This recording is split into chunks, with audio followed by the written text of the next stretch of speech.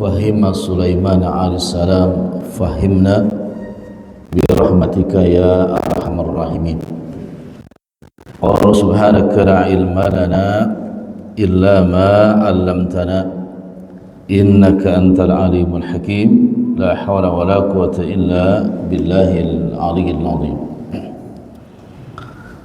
Jamaah salat subuh yang ana muliakan, nikmat yang agung yang Allah berikan kepada kita pagi ini, kita bisa melaksanakan salat subuh berjamaah yang insyaallah disaksikan oleh para malaikatnya Allah Subhanahu wa taala. Artinya kita bersyukur kepada Allah, kita bisa mengawali hari ini dengan amal soleh, dan semoga bisa mengakhirinya juga dengan amal soleh, bahkan bisa mengakhiri dari dunia ke negeri akhirat juga dengan amal soleh, dikumpulkan kelak juga bersama orang-orang soleh di jannahnya Allah Subhanahu wa ta'ala. Salawat dan salam senantiasa kita curahkan kepada Nabi yang mulia, Nabi Muhammad Rasulullah sallallahu alaihi wasallam. Insyaallah kita masih membahas tafsir di surah Al-Baqarah, mengambil ayat yang ke 254.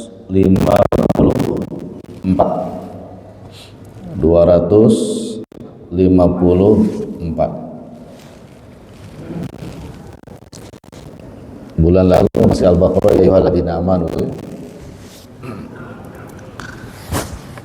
254. Ayat ini didahului dengan 253, perintah Allah tabaraka wa taala yang berkaitan dengan jihad, ya, memerintahkan perang. Dan ayat ini juga memerintahkan jihad, tapi jihadnya bil mal, dengan harta. Baik, ana bacakan ayatnya. A'udzubillahi minasyaitonir rajim. Ya ayyuhalladzina amanu anfiqu mimma razaqnakum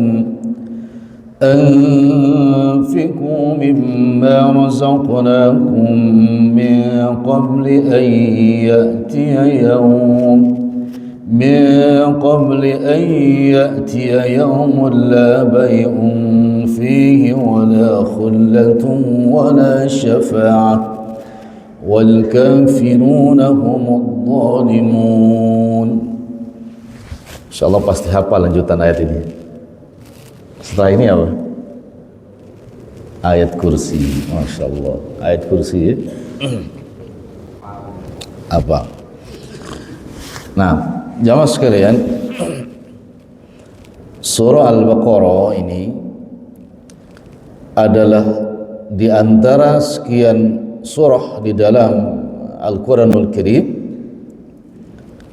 dikhususkan lewat hadis At-Tirmidzi, Imam Muslim dan Bukhari,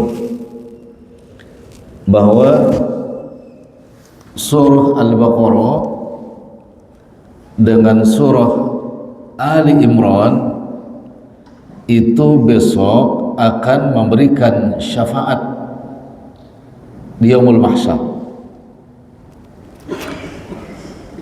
Dua surah tersebut akan datang gomamatani, berupa awan.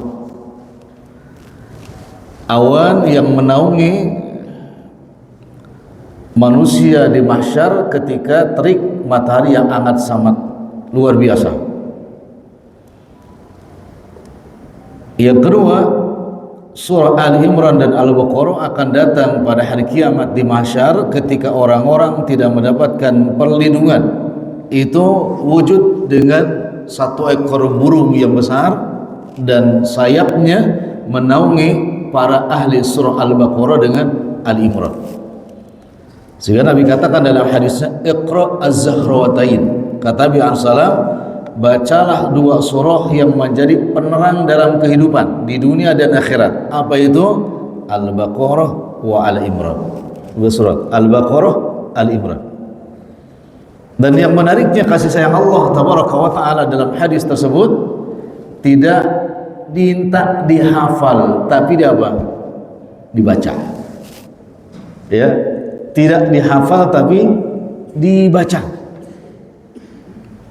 Yang kedua, yang indahnya kasih sayang Allah lewat surah Al-Baqarah, Al-Imran juga ya, tidak diminta dibacanya 30 juz 114 surah, cuma diminta 2 saja, Al-Baqarah, Al-Imran. Masya Allah, ini keistimewaan surah apa? Al-Baqarah dengan Al-Imran yang kelak akan menjadi naungan berupa awan wujud ya, dan burung ya, yang menaungi orang yang membaca 2 surah tersebut. Mudah-mudahan sudah familiar dengan 2 surah itu. Dan mesti 1 kali duduk Pak bacanya Imran untuk beberapa hari dan diulang kembali. Ini diantaranya keutamaan surah Al-Baqarah yang di dalamnya ada tadi ayat kursi dan 2 ayat terakhir dari surah Al-Baqarah juga yang memiliki keistimewaan yang berbeda. Semoga Allah mudahkan semuanya. Beruntung Pak ya, tidak disuruh 30 juz, dimintanya 2 surah aja. Berarti berapa isinya tuh? Al-Baqarah hampir 3 juz, Al-Imran 4 juz, insyaallah. Baik, jamaah sekalian,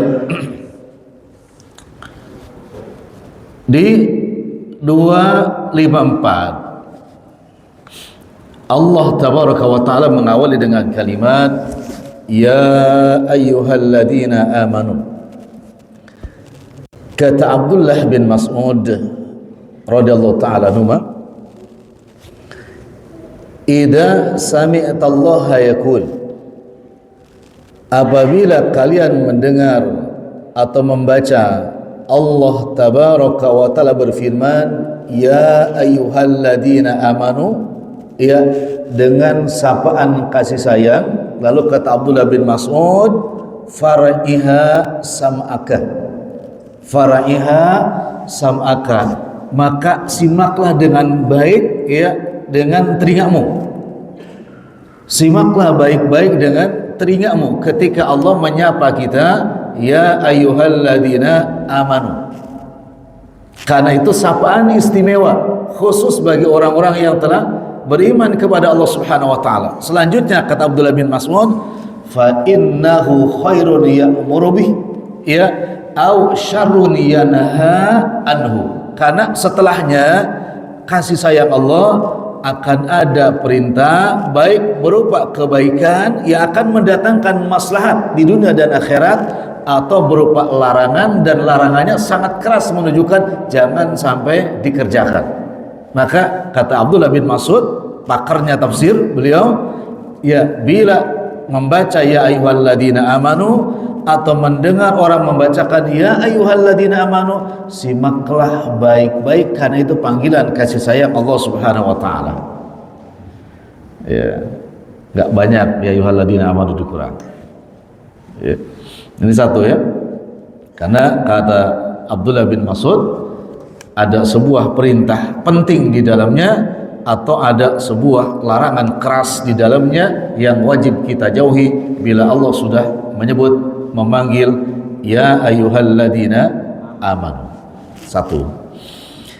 Yang kedua, munasabah ayat ini atau korelasi ayat ini jamaah sekalian, bahwa tadi sudah jelaskan di 253 ada jihad berkaitan dengan perang, dan ini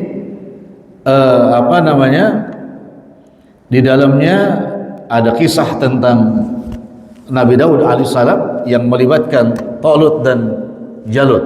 Ya, itu perang istimewa itu ya, Talut dan Jalut. Nah, ayat ini ya munasabahnya berkaitan dengan kalimat yang ketiga, yakni anfiqu mimma razaqnakum. Kita lihat ya. Anfiqu mimma razaqnakum.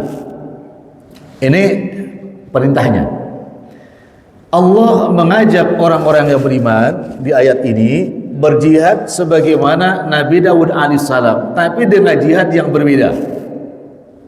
Ajakannya adalah jihad ya dengan harta, Sehingga Allah katakan, wahai orang yang beriman, anfiqu, infakkanlah. Ini kalimatnya Bapak, fil madi, fil amar, fil mudhari, fil apa? Amar. Berarti kata apa? Perintah. Kalau Allah memerintahkan di dalam Al-Quran, maka objeknya menjadi apa? Sunnah, mubah, wajib. Wajib. Karena wal amru idza usifa, ya, amar ini jadi maknanya menjadi wajib hukumnya. Nah, anfiqu berarti Allah mengatakan wajib kita untuk menginfakkan harta. Ya. Sementara kalimat setelahnya mimma atau mim yang maknanya ba'd, artinya sebahagian. Nah, bila Allah mengatakan sebahagian harta, ya, berarti yang Allah mintakan baik infak yang wajib atau infak yang sunnah itu tidak meminta seseluruhan harta kita, tapi hanya sebagian. Ya, hanya sebagian saja. Satu, ya. Yang kedua Allah tegaskan razaqnakum, pun sebagian itu juga yang telah kami rezekikan, yang telah kami berikan. Nah, kata Al-Imam Ibnu Katsir di sini Pak, Allah memerintahkan kita mengeluarkan sebahagian rezekinya, dan Allah juga mengingatkan bahwa rezeki itu pun ya pemberian dari Allah Subhanahu wa taala. Adil atau maha adil? Adil atau maha adil? Maha adil. Rezekinya dari siapa? Allah. Kemudian Allah minta untuk menginfakkan seluruhnya atau sebagian. Dan min itu bimana sebagian kecil saja Pak. Sebagian kecil saja infakkan gitu. Tidak minta separuhnya, sepertiga, seperempat, sebagian kecil saja, dan itu pun dari kami, kata Allah Subhanahu wa taala. Ini perintah yang penting, ya, perintah yang penting. Jamaah sekalian, karakteristik manusia kalau setelah mendapatkan nikmat dari Allah Subhanahu wa taala, pertama, kenapa Allah menyebutkan razaqnakum? Karena manusia jarang mengakui kalau sudah dapat nikmat bahwa nikmat itu datang dari Allah. Ini karakter manusia, jarang mengakui kalau dapat nikmat itu bahwa nikmat datang dari Allah. Dan ada orang yang kayak gitu juga zaman dulu ada, yang Allah celak. Siapa namanya?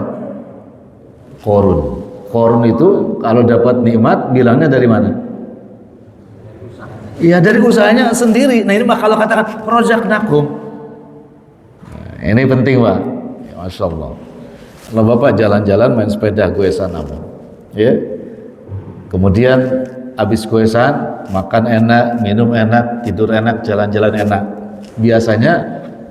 Biasanya itu yang pengakuan secara totalitas dan umum di dalam hati, ya, kan hasil sepedahan atau kasih nikmat Allah yang memberikan kesehatan kepada kita. Alhamdulillah sih benar, tapi di sini ini kan saya sepedaan tiap hari. Jadi ada pengingkaran di situ Pak. Padahal rukun syukur itu kan harus dipenuhi 3 rukun Pak. Ya, 1, mengakui bahwa itu nikmat dari siapa? Dari Allah. Itu rukun pertama.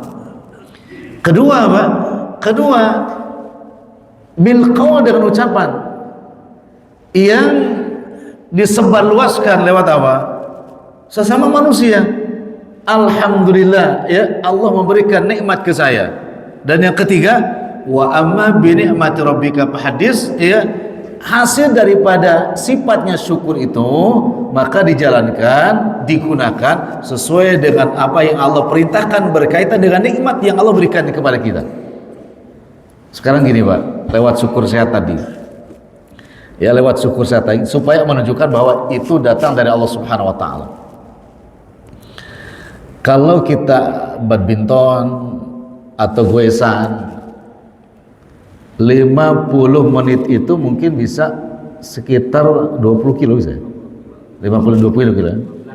15 kilo. 15 kilo ya. Sekitar 50 menit.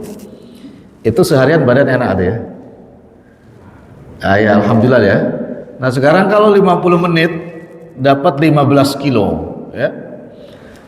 muatannya dipakai wa amma bi ni'mati rabbika, hadis dengan duduk di majlis ilmu ini karena punya energi dari goesan tadi, umpama apalah olahraganya durasi 50 atau 1 jam. Kira-kira sebanding gak itu?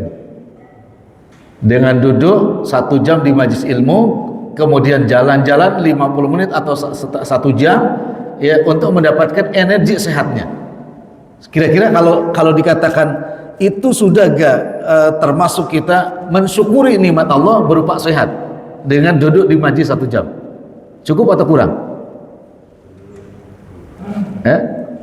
Wah, sepedaan tuh olahraga tuh Pak, nikmatnya luar biasa. Apalagi kita nikmat makan. Apalagi anak dulu kalau badminton Pak, 1 set makan nasi uduk. Set berikutnya gorengan. Ya pokoknya outputnya gitulah. Ya kan? Masuk kolesterol keluar lagi itu. Tapi terkadang banyak makannya, kenapa? Karena enak makan itu Pak. Dan rukun yang ketiga tadi Pak, dengan nikmat sehat untuk menunjukkan bahwa bukan hanya di hati pengakuan, tapi nikmat itu untuk diinfakkan di jalan Allah sesuai yang Allah perintahkan, maka kan harus lebih maksimal. Karena banyak orang di sana itu pengen duduk seperti kita di masjid Pak, tapi gak bisa ke masjid karena sakit. Bahkan di sana juga ada orang-orang yang menangis pengen sholat berjamaah, Pak, rindu ya ingin sholat berjamaah tapi gak bisa karena sakit juga.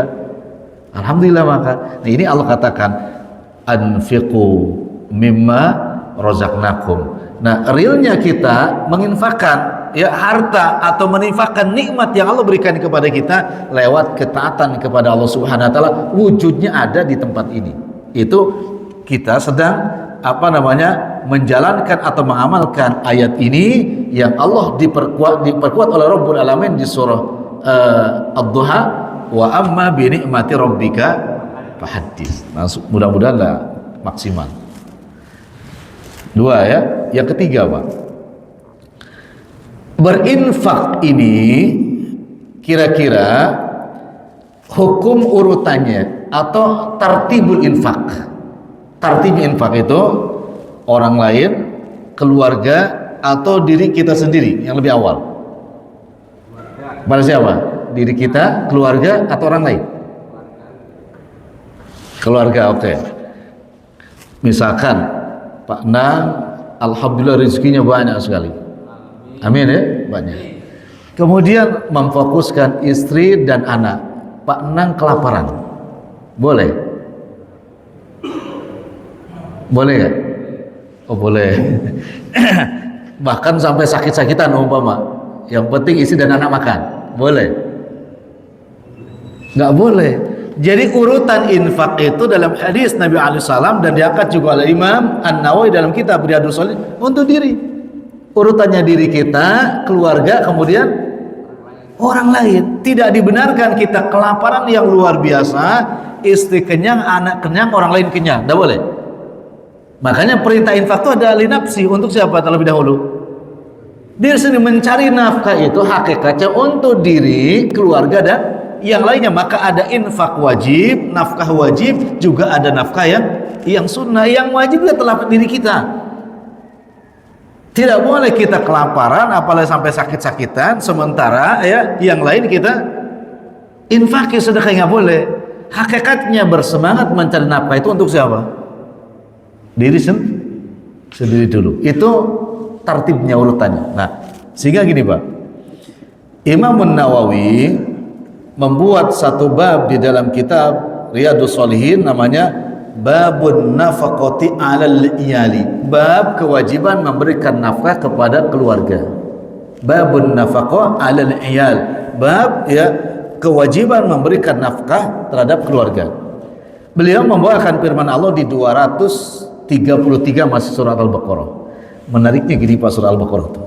Makanya dulu orang-orang kafir Mekah itu mencela surah ini, termasuk mencela seluruh Al-Quran. Kata mereka, Quran itu hanya mengatur urusan ibadah, tidak sedikit pun mengatur urusan muamalah. Itu keliru besar.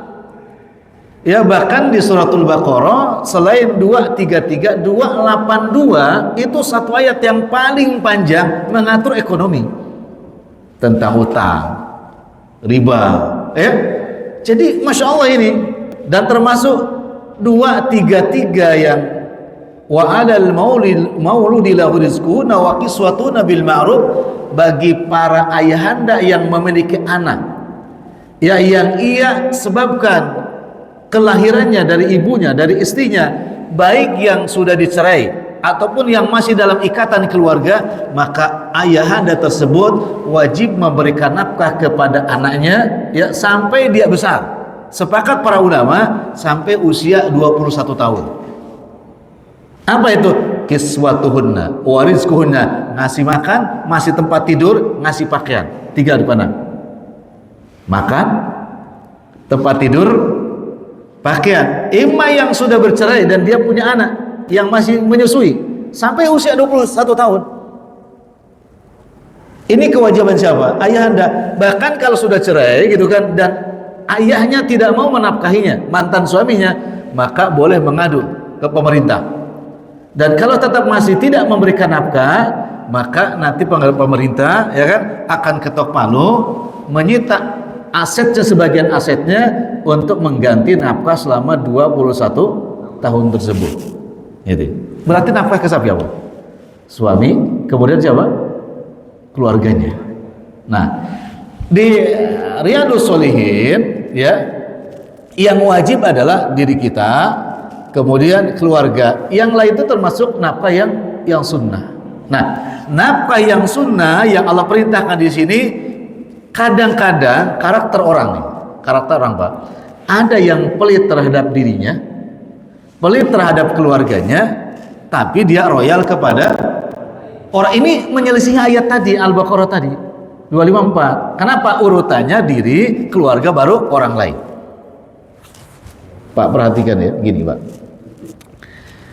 sebagian besar, mohon maaf nih, mungkin apa sebagian besar atau sebagian kecil Pak, gini Pak, kalau dulu Bapak masih aktif kerja, ini nggak semuanya masih aktif kerja, kan banyak kan makan di kantor ya, siang sekali apa 2 kali makan?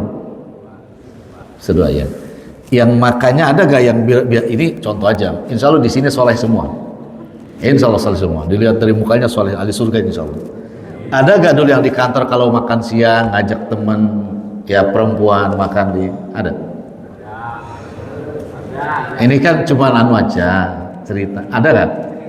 Iya, ngajak makan siang, terus bukan makan aja, pulang diajak bareng karena alasannya satu. Nah inilah yang pengalaman satu jalur.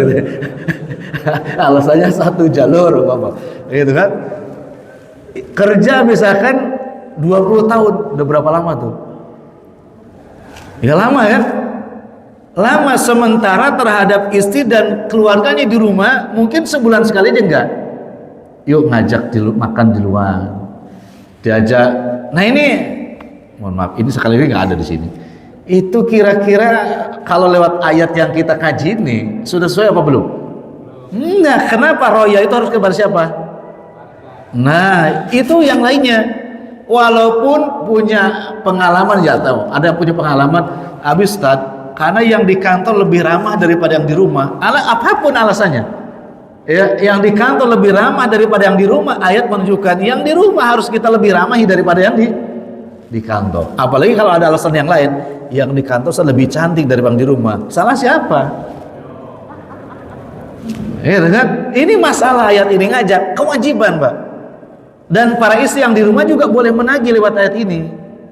Nah, kedzaliman para suami bila royal kepada yang lain, tidak untuk dirinya dan keluarganya, ini kedzaliman yang besok akan Allah minta tanggung jawabnya di akhirat. Gitu. Ini urutannya.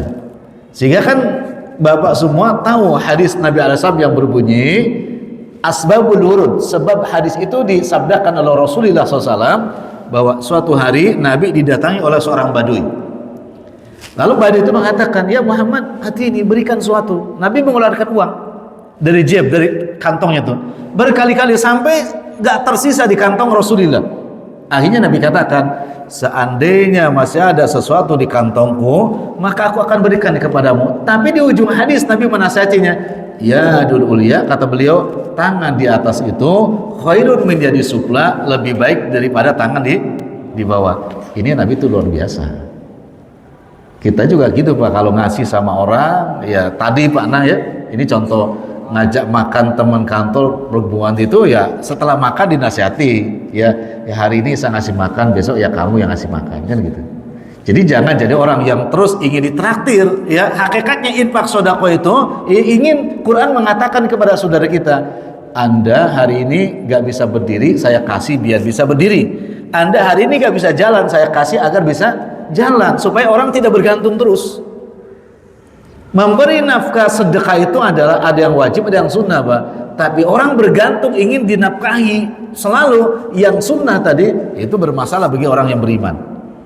Itu nanti Anda jelaskan lebih lanjut. Nah, sehingga di hadis tersebut ada yang tangan di atas, ada juga yang tangan di bawah. Imam Nawawi merinci perkataan Al-Imam Ibnu Hajar Al-Asqalani begini Pak. Dari analis Al-Imam Ibnu Hajar Al-Asqalani tentang tangan di atas dan tangan di bawah itu dibagi 4. 1. Setiap al-munfiqah, orang yang menafkah, memberikan nafkah baik kepada dirinya, keluarganya dan orang lain, itu yang dimaksud dalam hadis tangan di atas. Ya, selama kita bisa ya menafkahi diri, tidak kelaparan dan nyaman, maka itu pun tangan di atas Pak. Hatta untuk siapa? Diri sendiri. Apalagi begini Pak, Abdullah bin Mas'ud menjelaskan dalam hadisnya, idza anfaqar rajulu ala ahlihi ya nafaqatan yahtasibuha fahiya lahu fahuwa lahu shadaqah. Ini kalau suami ngasih nafkah kepada istrinya, anaknya, ini termasuk nafkah yang wajib apa sunnah? Yang wajib. Kalau kita sudah melaksanakan yang wajib, berarti memang kewajiban kita memberikan nafkah. Tapi kata Nabi asal hakikatnya Pak, hakikatnya siapapun yang memberikan nafkah wajib terhadap anak dan istrinya, setiap nafkah itu berikan, maka bagi suami itu pahala kak sodako, tetap dia mendapatkan pahala tambahan ya sodako. Jadi perintahnya adalah wajib, tapi setiap ikhtiarnya mendapatkan pahala sodako. Berarti 2 Pak, 1 melaksanakan kewajiban, 2 dia mendapatkan pahala sodako. Kalau bahasa sunnah itu wajib disambut, yang sunnah terlaksana. Makanya di sini menjadi satu jihad tadi bagi para suami, karena mendapatkan 2 kebaikan. 1 kebaikan menunaikan kewajiban dari Allah Subhanahu wa taala, yang kedua Pak, ya bonusnya tetap dinilai sebagai sedekah. Masya Allah. Coba kalau Bapak melaksanakan salat wajib ya, melakukan atau melaksanakan sholat wajib, kan kita melaksanakan kewajiban wajib Pak. Tapi tidak ada hadis yang menjelaskan bernilai sedekah enggak ya, tapi langsung Allah menyebutkan pahalanya A, B, dan C. Tapi ketika memberikan nafkah kepada keluarga, menunaikan kewajiban tapi juga mendapatkan pahala sedekah. Nah, ini harus jadi motivasi untuk para suami. Maka memberikan nafkah yang wajib kepada istri bil ma'ruf, kata Al-Imam Ibnu Katsir di situ adalah nafkah bil ma'ruf sesuai dengan kemampuan. Kalau luas ya banyak, maka harus banyak lagi. Lah kalau memang quddir alaih, misalkan Allah sedikit persempit sesuai dengan kemampuan. Anak kasih contoh Pak. Kalau Bapak gajinya 60 juta, ngasih nafkah sama istri sehari 1 juta, itu udah masuk ke ayat yang tadi. Kan bil ma'ruf. Ma'ruf itu ya kalau lapang besar, kalau sempit sesuai kemampuan. Gajinya 60 juta, ngasih nafkahnya sehari 1 juta, udah masuk. Wah ini pintar Pak, udah masuk. Jadi karena 30 hari ya, jadi suami masih ada berapa? 30 juta. Untuk siapa tuh? Biasanya kalau sudah 1 juta sama istri untuk apa? Makan, anak-anak, apa lagi? Listrik kan bulanan Pak, listrik air kan bulanan ya. Kalau itu nafkah untuk, ya udah nih untuk jajan, oh bisa listrik ya. Oh, lipstick. Kan lipstick itu pernah ana bahas. Kalau suaminya minta istrinya glowing, maka menjadi nafkah. Kalau suaminya gak minta istrinya glowing, gak jadi nafkah, Pak. Jadi bedak lipstick itu parfum itu tergantung suaminya. Kalau suaminya kamu harus cantik, harus wangi, menjadi nafkah. Kalau tidak, enggak. Makanya para suami kalau cerdas, istrinya gak minta dan bapak gak muji-muji itu, ya yang cantik, maka itu kosnya akan berkurang loh, Pak. Tapi masalahnya kan suami juga ya sunnah memuji-muji siapa? Istrinya. Nah, maka jadi include tadi, Pak.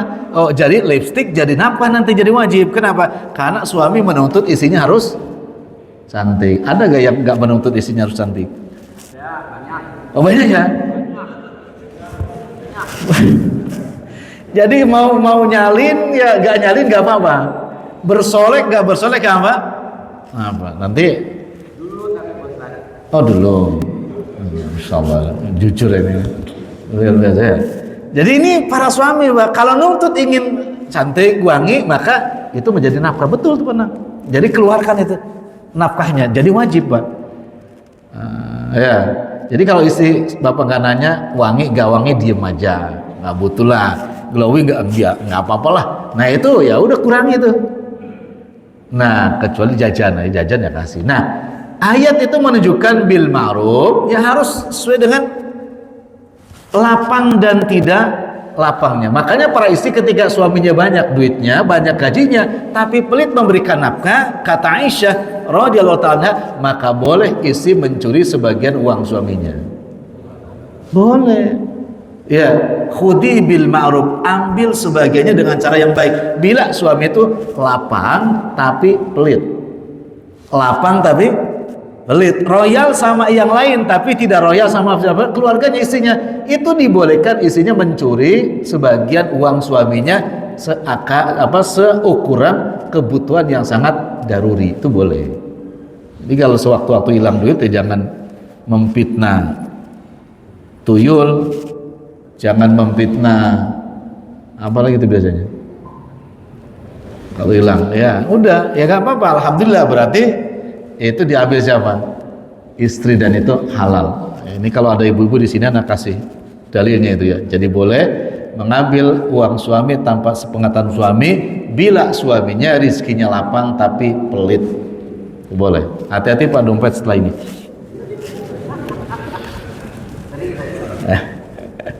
Gitu ya. Nah itu tangan di atas satu ya. Jadi siapapun yang beri nafkah kepada dirinya, keluarganya, termasuk yadul ulia. Yang kedua kata Ibnu Hajar al-Asqalani tentang infak di sini, termasuk juga tangan di atas apabila seseorang itu ya termasuk yang memang berhak mendapatkan nafkah. Ini nafkah yang sunnah, bukan istri dan juga anak selainnya ya, tetapi dia memiliki sifat iffah, menjaga diri, tidak meminta-minta dan juga tidak berharap kepada orang lain, sehingga ketika dikasih sesuatu ya oleh orang lain dia menolaknya, dan itu juga termasuk tangan di atas. Kenapa? Karena menjaga muru'ah, wibawanya dari meminta-minta, menjaga dirinya dan juga menjaga keluarganya. Contoh gini, anak di beberapa masjid sudah jelaskan kayak gini, Pak. Bila kemarin panitia membagikan daging kurban ke rumah, ya rumah diketuk, assalamualaikum, tiba-tiba ada panitia ngasih daging, lalu orang itu mengatakan, dan itu orang fuqara, masakin, beda nih Pak, apalagi yang mampu, fuqara dan masakin, layak kan untuk dia, tapi dia bilang, Pak, masih banyak yang membutuhkan dan saya masih bisa berusaha, dan saya juga makan daging ya setiap bulan, kadang sebulan, 2 bulan, 3 bulan sekali juga masih makan daging. Ini dagingnya berikan kepada yang lebih membutuhkan. Itu termasuk tangan di atas hakikatnya. Kata Imam Ibnu Hajar, hakikatnya dia masih tangan di atas, sekalipun dia apa? Berhak menerima, tapi dia berikan kepada yang lebih berhak. Kenapa? Karena dia menjaga dirinya, menjaga diri, diposisikan dari orang yang layak diberi. Dia menjaga kehormatannya. Itu termasuk tangan di atas secara maknawi. Kira-kira ada gak yang kayak gitu? Yang layak dikasih, bahkan menurut sensus katakan kelurahan pun juga layak, tapi dia mengatakan ada yang lebih membutuhkan, silahkan kasih yang lain. Ini kata Al-Imam Ibnu Hajar termasuk tangan di atas. Dia tidak memberikan tapi menolak pemberian. Kenapa? Karena saya masih bisa berusaha. Nah, yang Allah perintahkan tuh ada, Pak. Orang yang ambil juga sifat kayak gitu tuh. Dia nggak bisa seperti orang lain apa? Katakan berkurban, patungan atau satu sapi atau satu kambing, enggak. Tapi ketika dikasih pun menolak. Kenapa? Dia pikir dia sebulan atau 2 bulan sekali masih makan daging. Dia berikan kepada yang lain. Itu dipuji oleh Allah dan Rasulnya. Tapi pertanyaannya ada nggak ini? Atau justru yang makan tiap hari juga masih ngarepin? Ini anfiqu mimma. Itu kedua. Yang ketiga, Pak, levelnya kata Imam Ibnu Hajar Al-Asqalani, level al-akhiri bi ghairi sa'ilin. Tentang anfiq ini. Dia tetap menerima pemberian itu tapi dengan 2 syarat. Terpuji dia. 1, tidak meminta, 2, tidak berharap. Layak, dia fakir, Pak, miskin. Tapi ketika Idul Adha itu dia nggak minta ke siapapun, termasuk panitia. Juga selama tasrik 1, tasrik 2, tasrik 3, dia tidak ada keinginan di dalam hatinya untuk dibagi. Ini termasuk tangan di bawah tapi terpuji. Misalkan begitu motong hari Rebo ya, Rebo ya, begitu motong dia di rumah kayak di mana-mana, tapi tidak bilang sama siapapun, Pak nanti saya bagi, tolong kasih kupon.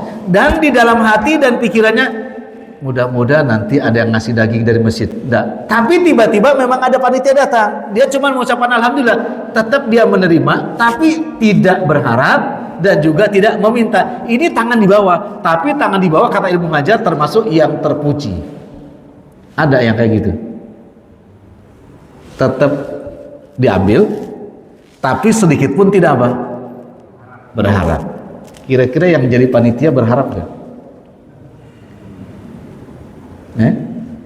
Kemarin, yang udah ya sudah, yang jadi panitia berharap nggak? Harap.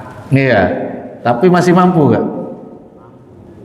Nah itu, iya, nah itu lalu jawabannya. Nah itu, ini kan Allah perintahkan ya, ayyuhalladzina amanu anfiqu.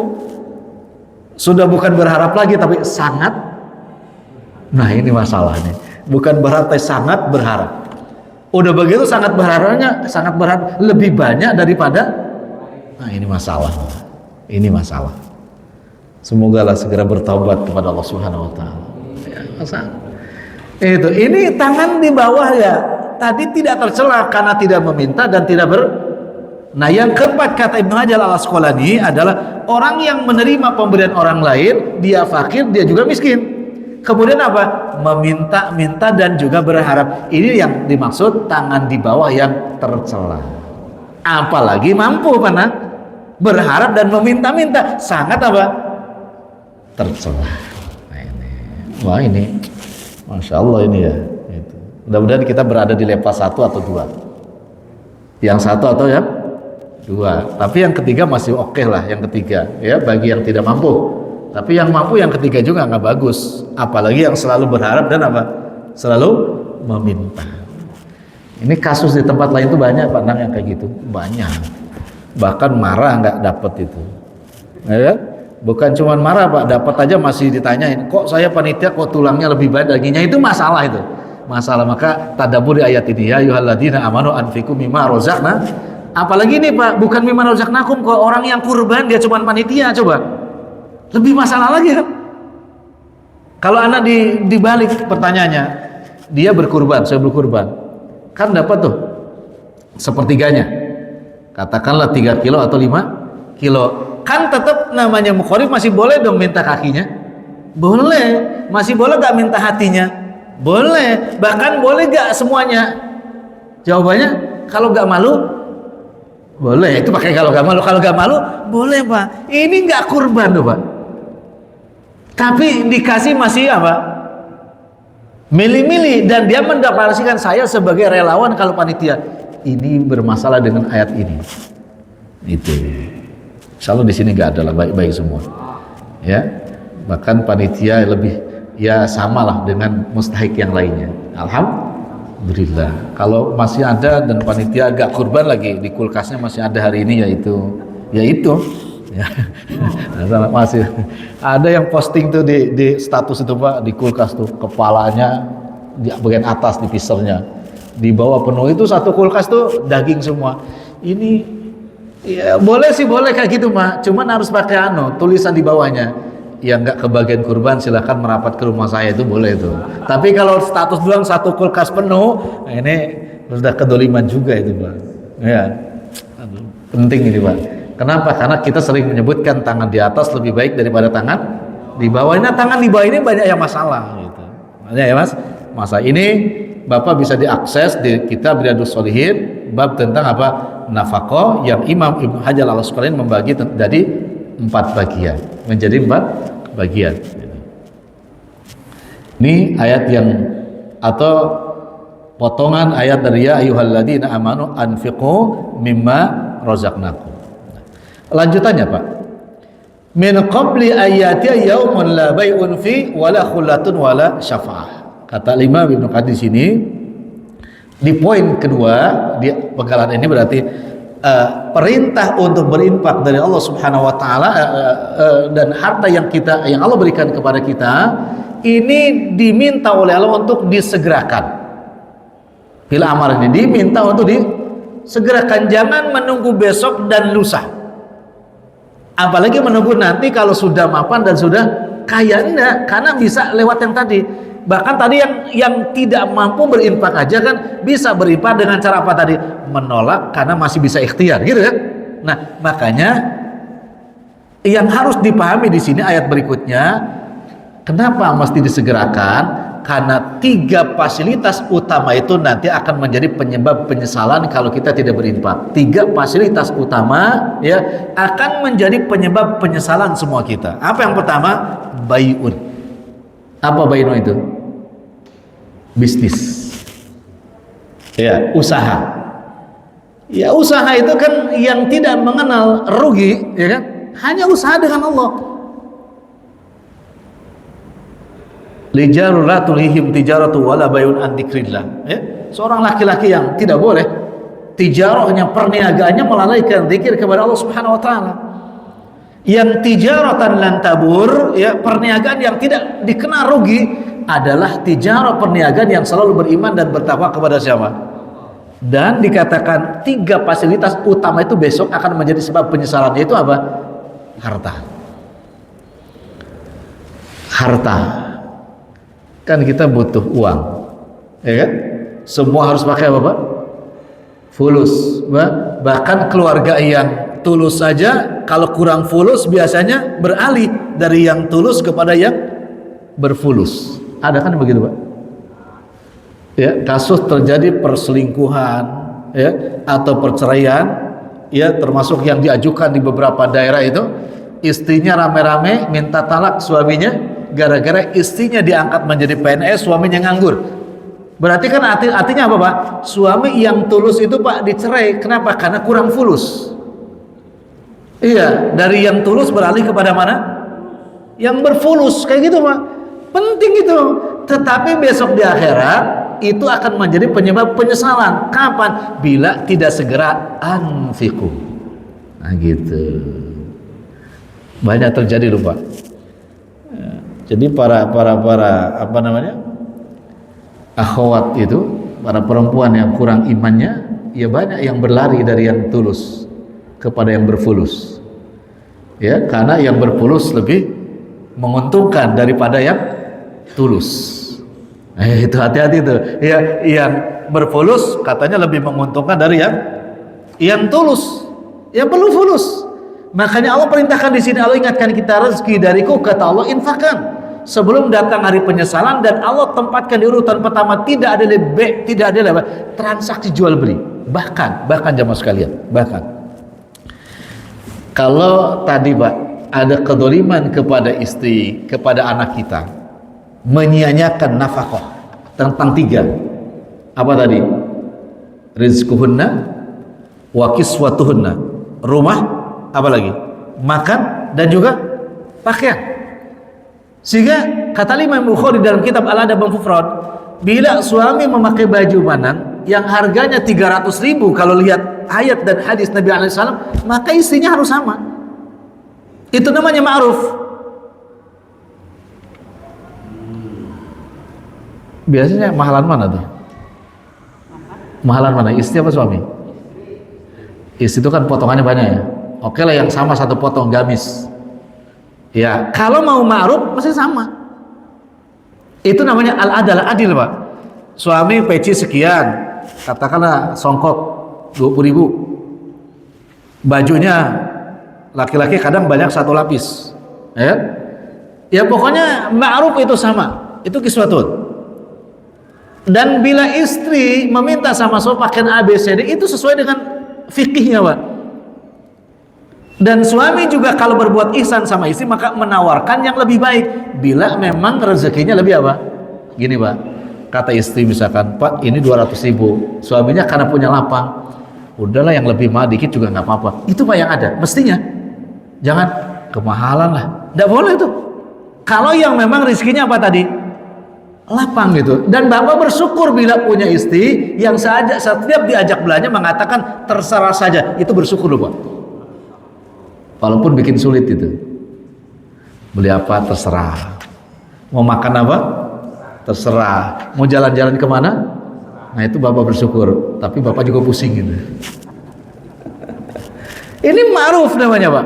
Bil ma'ruf dengan sedang baik. Nah, bila tadi Bapak tidak menunaikan itu, maka tetap Allah Tabaraka wa Ta'ala akan menghadirkan di kontoroh besok. Namanya ada persidangan, nama majelisnya kontoroh di akhirat. Ini suami, ini istri. Nah ini namanya kedoliman Pak. Namanya apa? Kedoliman yang akan Allah mintakan. Dan Allah akan bertanya kepada istri yang didolimi itu. Kata Allah, ini kan suamimu? Betul. Iya. Kan pernah mendolimi? Iya. Sekarang Allah minta, mau kamu memaafkan suamimu? Silakan. Tidak memaafkan juga? Silakan. Allah yang minta. Kira-kira istri kita memaafkan nggak sama suaminya besok? Maunya maafin ya, maunya Pak. Iya, dan itu Allah minta, terserah mau dimaafkan atau enggak terserah, itu hakmu, gitu. Gimana? Asli dimaafin gak sih? Masya Allah.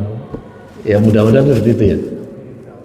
Mudah-mudahan. Jangan juga Bapak bilang, dimaafin juga nggak apa-apa Ustaz, kan ada bidadari yang lain. Jangan salah, belum tentu dapat bidadari. Kenapa? Istrinya aja nggak jadikan bidadari kok. Masya Allah. Mudah-mudahan baik-baik semua. Ya, itu apa tadi? Keadilan nafkah dengan cara ma'ruf. Nah, harta yang pertama nanti akan digantikan. Kalau tidak bisa membayarnya, maka Allah akan meminta. Ada pahala ngaji? Ada pahala sholat? Nah itu pahala ngaji dan lainnya diberikan kepada siapa? Orang yang pernah itu yang dimaksud penyesalan harta, karena harta besok tidak bisa menolong. Kenapa? Karena laisa hunaka, di sana tidak ada dinar, tidak ada dirham. Yang ada apa? Dosa dan pahala. Imma dosa yang diberikan atau pahala kebaikan yang dijadikan sebagai apa? Penebus kedolimannya. Itu bai'un, jual beli yang ada. Kemudian walakullah, anak persingkat 3 menit. Khullah, sahabat karib. Gak ada lagi Pak kerabat-kerabat semua. Padahal kita di dunia, wallahi Pak, semua kita butuh siapa? Sahabat. Gak ada yang bisa hidup apa sendirian. Siapapun silakan. Bapak minta sama Allah misalkan hidup di Tangerang sendirian, ya dipenuhi oleh Allah, rumah, gedung, istana, tapi gak ada istri, gak ada teman. Stres kan? Iya, mobil puluhan, ya kan? Duit juga, tapi gak ada teman, sendiri aja. Gak ada. Dan Allah kasih tahu di sini, infaklah kepada siapapun. Kenapa? Sebelum ada penyesalan, nanti gak punya teman di akhirat. Itu. Kemudian yang terakhir diatin wala syafa'ah. Tidak apa? Tidak ada pertolongan penggandaan. Infaklah. Karena hakikatnya anak juga nanti akan memberikan syafaat, istri juga akan memberikan syafaat, handetola juga akan memberikan syafaat, dan sahabat-sahabat kita juga akan memberikan syafaat. Kapan? Bila kita pernah berbuat baik kepada mereka, sehingga Allah izinkan mereka juga apa? Memberikan syafaat kepada kita.